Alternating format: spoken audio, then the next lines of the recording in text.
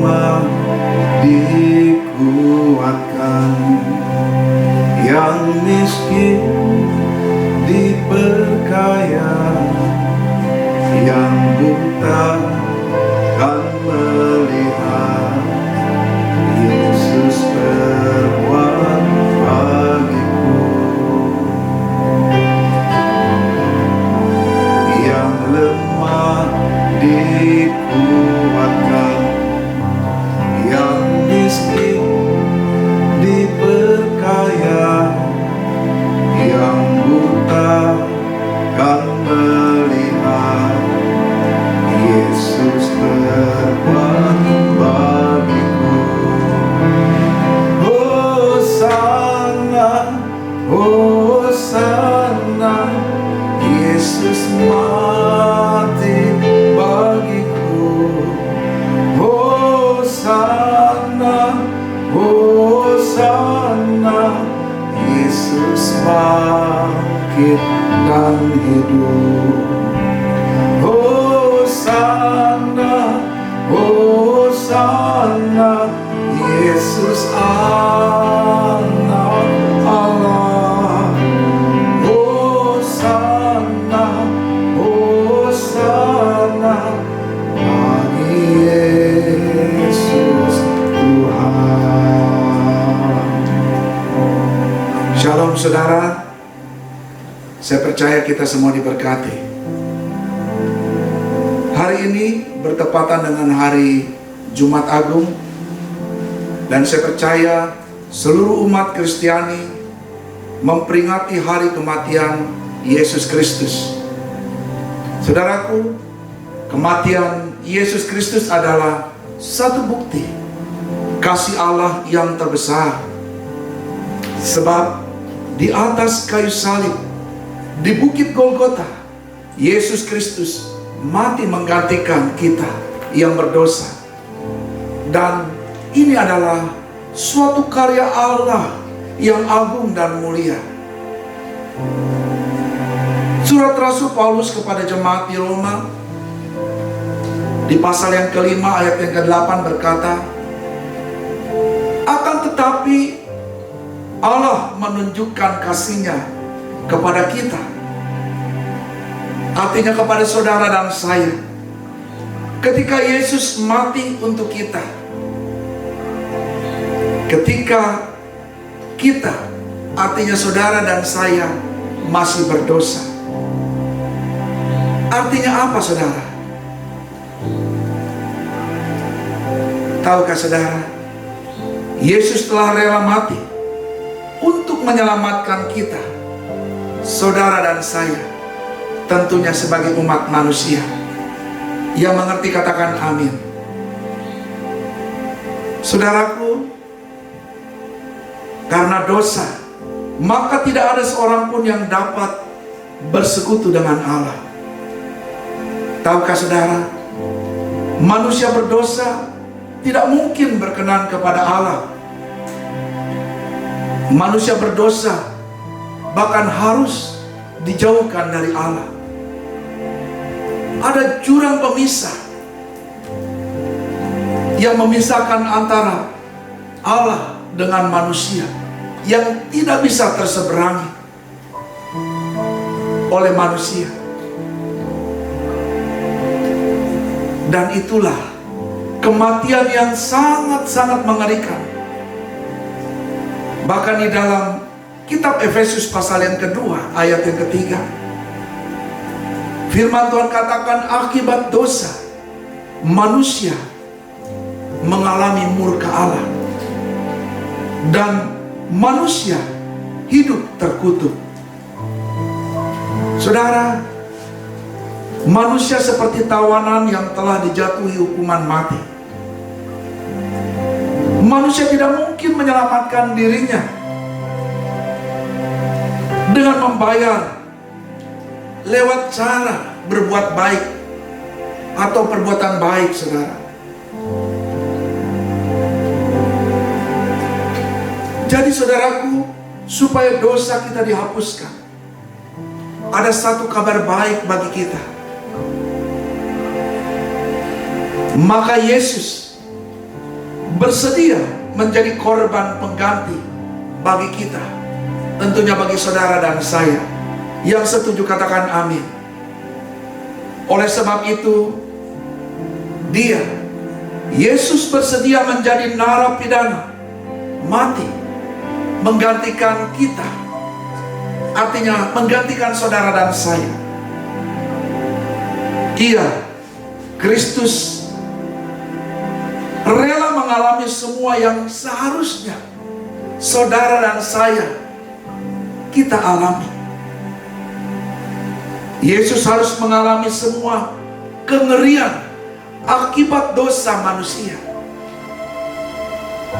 Tahukah saudara, Yesus harus mengalami kutuk. Yesus harus mengalami murka Allah. Bahkan Yesus harus mengalami neraka bagi kita. Tetapi dengar baik-baik saudara, Kristus membayarnya tidak tanggung-tanggung, tetapi lunas. Katakan amin saudara.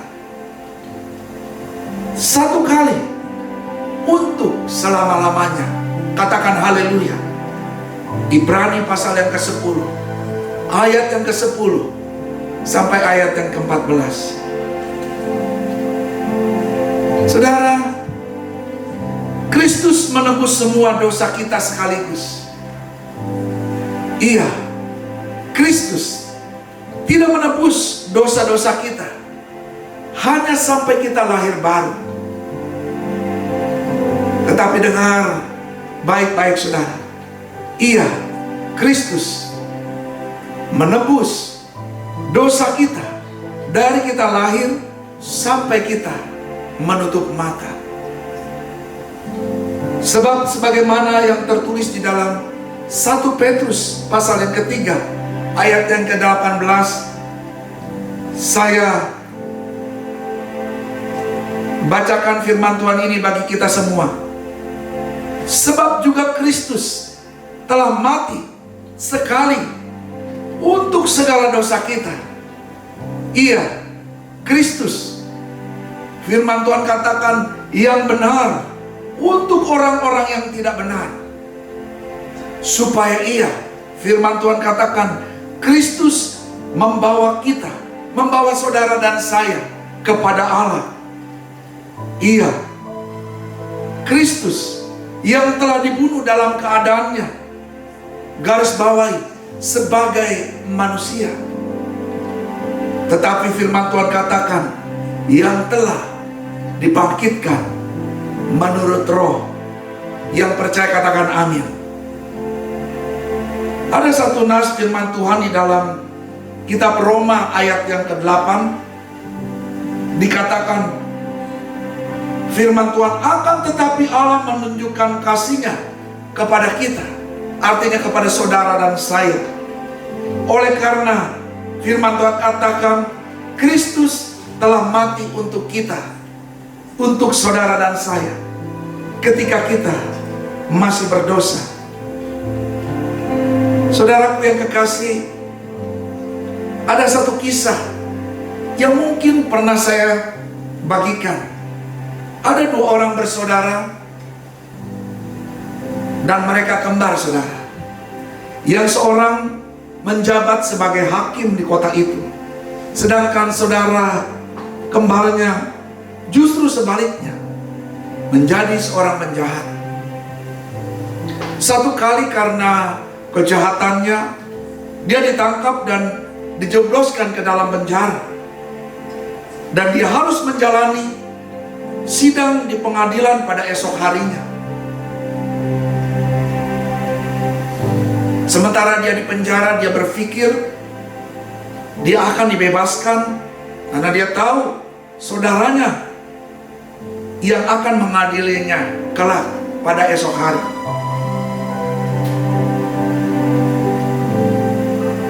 Saudaraku, ternyata saudaranya yang menjadi hakim terkenal sebagai hakim yang adil di kota itu. Pada keesokan harinya,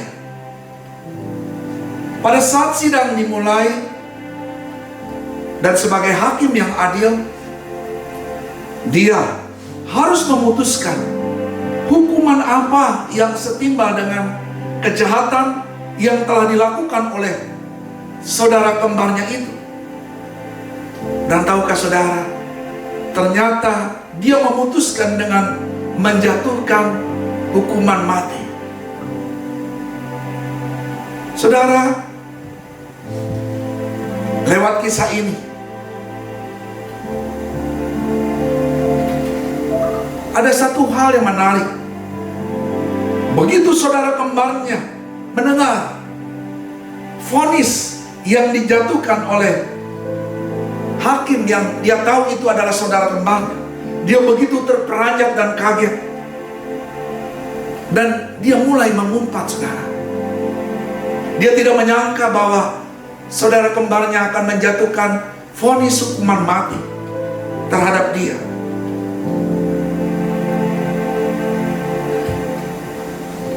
Dan sementara dia digiring masuk ke dalam penjara, saudara, untuk menunggu pada keesokan harinya dia harus menjalani hukuman mati.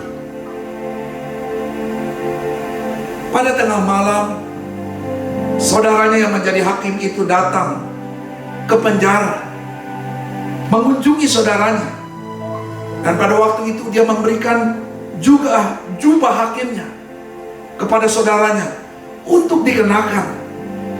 Dan setelah itu dia menyuruh saudaranya untuk keluar, dan dia menggantikan saudaranya masuk ke dalam tahanan. Saudaraku, masih dalam keheran-heranan, saudaranya yang dijatuhi hukuman mati dan telah mengenakan jubah hakim, dia keluar dari penjara. Tahukah saudara, baru pada keesokan harinya dia mengetahui bahwa saudaranya yang menjadi hakim telah menggantikan dia mati di tiang gantungan. Saudaraku, itulah yang dilakukan oleh Yesus. Dia adalah saudara sulung kita. Dia datang ke dalam dunia ini untuk menggantikan saudara dan saya. Kematian harus dibayar dengan kematian. Sebab untuk tujuan inilah Yesus Kristus datang ke dalam dunia ini, menggantikan saudara dan saya, menggantikan kita semua sebagai umat manusia. Bahkan kutuk harus dibayar dengan kutuk. Tahukah saudara, manusia berdosa sudah pasti ada di bawah kutuk. Tetapi untuk tujuan inilah Yesus Kristus datang ke dalam dunia ini. Dia rela menjadi kutuk supaya hari ini saudara yang membuka hati menerima Yesus Kristus sebagai Tuhan dan Juru Selamat diberkati. Yang percaya katakan amin. Bahkan yang terakhir saudara, penolakan harus dibayar dengan penolakan. Saudara, manusia yang berdosa, dia ada di bawah kutuk, dan sudah barang pasti dia ditolak oleh Allah. Dan untuk tujuan inilah Yesus Kristus datang ke dalam dunia ini. Dia rela ditolak oleh Allah Bapanya.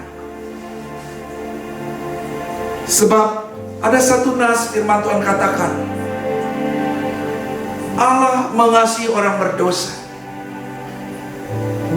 Seperti firman Tuhan katakan, karena begitu besar kasih Allah akan dunia ini, sehingga Allah telah mengaruniakan anaknya yang tunggal. Tetapi camkan baik-baik saudara, Allah membenci dosa itu sendiri. Itulah sebabnya ketika Yesus di atas kayu salib di Bukit Golgota, menggantikan saudara dan saya. Yesus, firman Allah Bapa yang hidup, yang telah menjadi daging, dia harus menanggung dosa seluruh umat manusia, menanggung dosa-dosa, termasuk dosa saudara dan saya. Itulah sebabnya Allah harus memalingkan mukanya. Sekalipun Yesus adalah satu kesatuan yang tidak pernah terpisahkan, Allah Bapa, Allah Anak, dan Allah Roh Kudus, Allah Tritunggal Maha Kudus, Allah yang esa. Tetapi di dalam kemahakudusannya, di atas kayu salib, Yesus Kristus sebagai anak manusia yang telah rela menanggung dosa seluruh umat manusia, harus ditinggal oleh Allah sebagai Bapanya. Dan Yesus berseru, Eloi, Eloi, lama sabachthani, yang artinya Allahku, Allahku, mengapa engkau meninggalkan aku? Dan di atas kayu salib di Bukit Golgota, ada satu teladan yang Yesus Kristus berikan kepada kita. Dia berkata kepada Allah Bapanya, Bapa, ampuni mereka, sebab mereka tidak tahu apa yang mereka berbuat.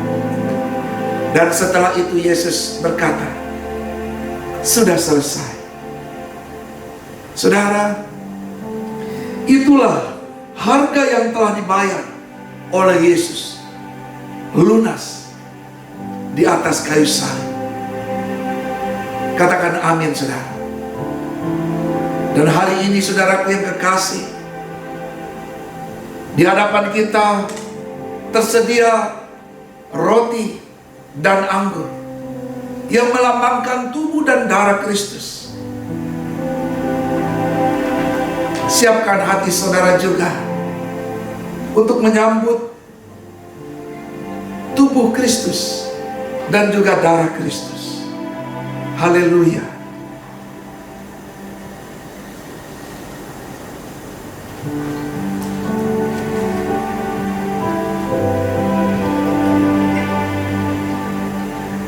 Dengar firman Tuhan, saudara. Sebab apa yang telah kuteruskan kepadamu telah aku terima dari Tuhan, yaitu bahwa Tuhan Yesus pada malam Ia diserahkan mengambil roti. Mari kita mengangkat roti yang adalah tubuh Kristus. Dan sesudah itu Yesus mengucap syukur atasnya. Yesus memecah-mecahkannya dan berkata, inilah tubuhku yang diserahkan bagi kamu. Perbuatlah ini menjadi peringatan akan aku. Saudaraku, bukankah roti yang kita pecah-pecahkan, yang atasnya kita ucapkan syukur, adalah persekutuan kita dengan tubuh Kristus?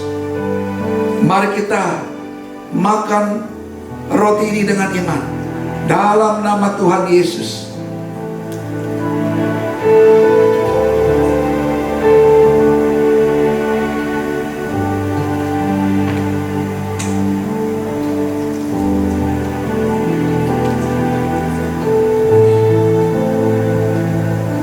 Dengar firman Tuhan, saudara. Sesudah itu Yesus mengambil cawan. Mari kita mengangkat cawan kita yang adalah darah Kristus. Dan Yesus mengucap syukur atasnya dan berkata, inilah darahku, darah perjanjian yang ditumpahkan bagi banyak orang untuk pengampunan dosa. Berbuatlah ini setiap kali kamu meminumnya, menjadi peringatan akan aku. Saudaraku, bukankah cawan pengucapan syukur yang atasnya kita ucapkan syukur adalah persekutuan kita dengan darah Kristus. Mari kita minum dengan iman dalam nama Tuhan Yesus. Haleluya. Mari kita menaikkan syukur, saudara. Katakan terima kasih. Terima kasih. Katakan, Engkau baik Tuhan. Haleluya. Oh ya lama-lama saldo.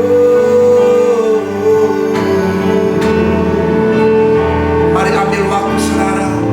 Sejenak kita mau menyembah Tuhan.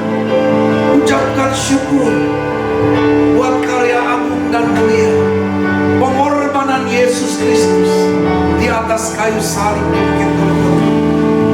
Katakan terima kasih Bapa.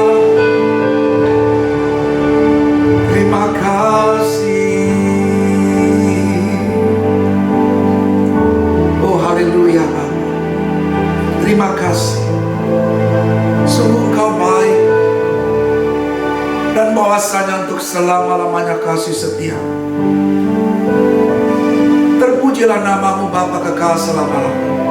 Saudaraku, kalau kita sungguh-sungguh mau menerima Kristus tentunya sebagai Tuhan dan Juru Selamat kita, maka kita, artinya saudara dan saya, akan menerima yang dikatakan anugerah keselamatan atau berkat keselamatan. Dan kita, saudara, akan menerima berkat hidup yang kekal sampai selama-lamanya.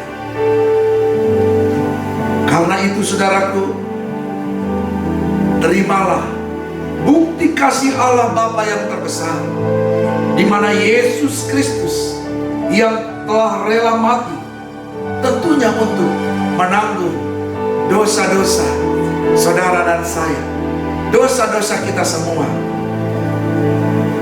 Tuhan Yesus memberkati. Amin.